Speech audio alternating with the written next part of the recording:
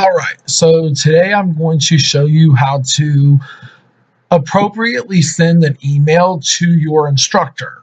So this is definitely something that I notice every semester that students have an issue with is they either don't know or they haven't been taught how to send a standard email to an instructor. So personally, for me, I think it's important to show students this because throughout the semester, you might need to communicate with me in different ways. Therefore, you need to know how to do that in an appropriate way. So the first thing that you need to do is you need to go into a web browser, and for Blackboard, for anything dealing with this class, I recommend using either Firefox browser or Google Chrome browser. A lot of students want to use Internet Explorer to access Blackboard, which is definitely not a good idea. Internet Explorer is not very compatible with Blackboard features, so you definitely want to avoid Internet Explorer when you're trying to do things with Blackboard. So here you see at the bottom, I have my Firefox browser open, and I've never had an issue doing anything in Blackboard with Firefox. I also think Google Chrome works as well too. So if I go to my browser, I need to open up a brand new window.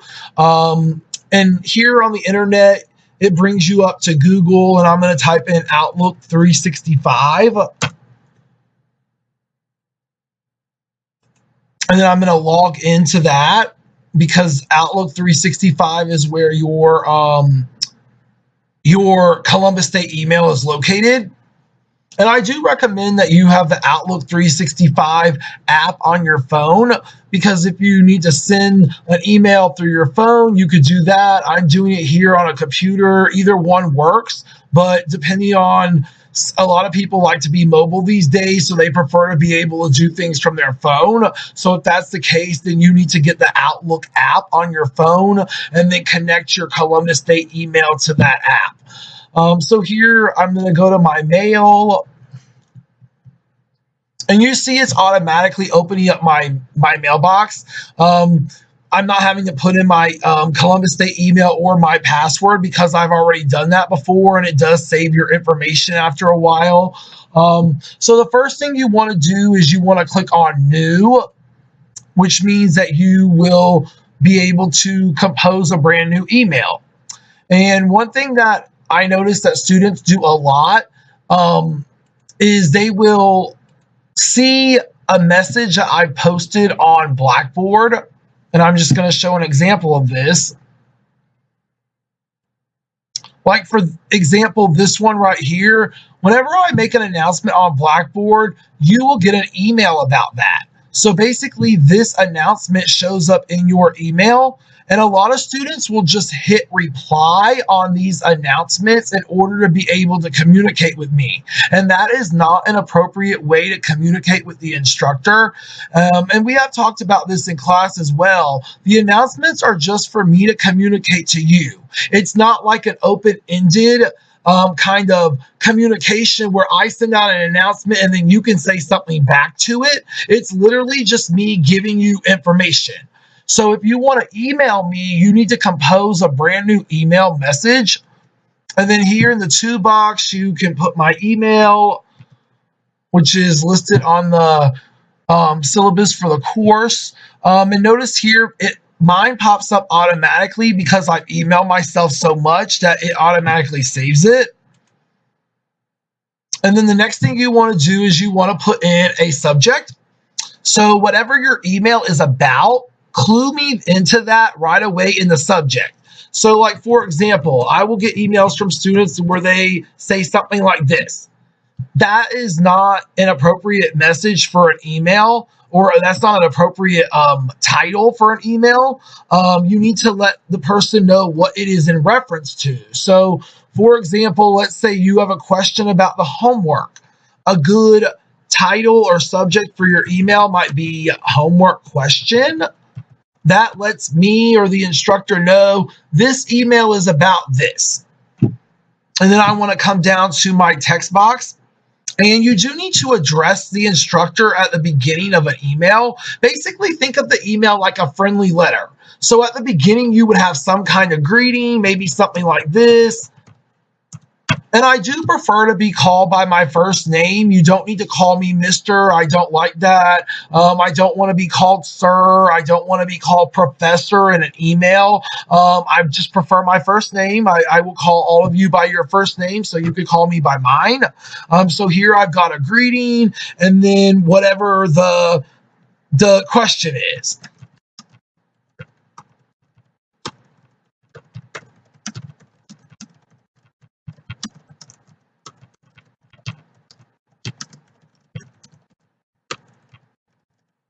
And then whatever that might continue on.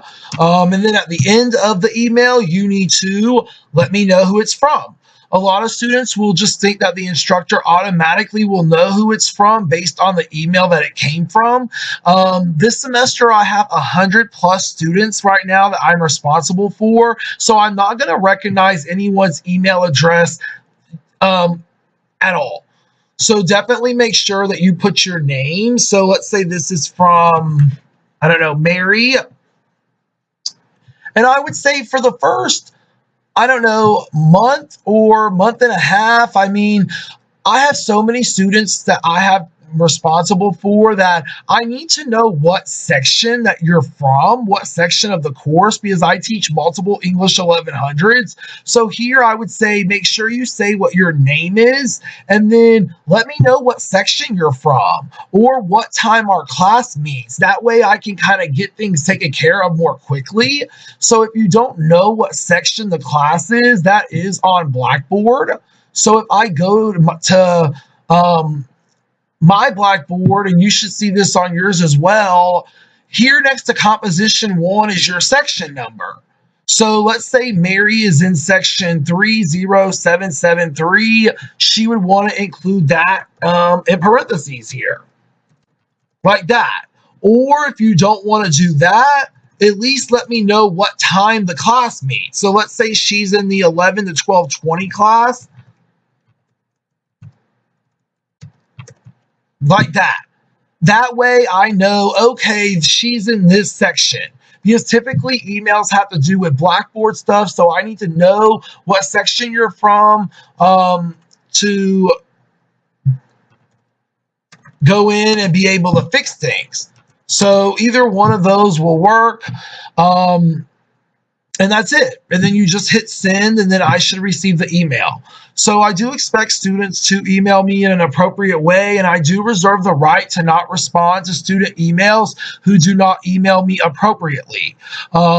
So you've got to make sure you're emailing me from your Columbus State email. My email filters out all emails from personal email accounts. So let's say you have a Gmail or Yahoo account. Please do not email me from there. It goes automatically to the trash, and I do not check my trash. So make sure your emails come from your Columbus State email. Make sure you've got a subject title that refers to whatever your email is about. Make sure you've addressed me at the beginning of the email.